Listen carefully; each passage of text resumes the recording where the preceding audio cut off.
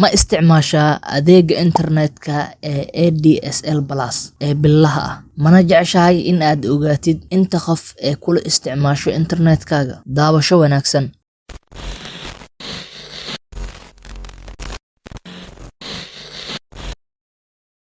waxaad soo furtaa marka browserka aad isticmaashid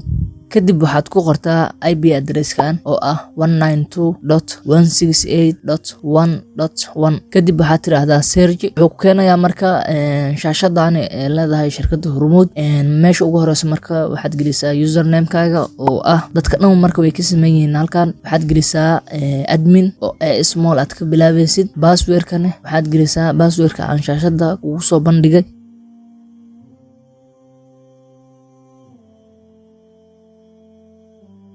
okay kadib wuxuu ku keenayaa marka shaashadan marka waxaad taabataa home network waad aragtaan marka wuxuu ku soo bandhigay marka list ah taleefanada internetkaaga soo access gareey karta ama isticmaali karta qaarkood waa hadda waa active qaarna waa way maqan yihiin macna active maaha marka hadii aad u baahatid inaad ka xirtid taleefanada qaar marka waxaad sameeysaa waxaad taabataa marka internet waxaad si taabataa halkan ay ku qoran tahay parental control kadib waxaad leedahay new rule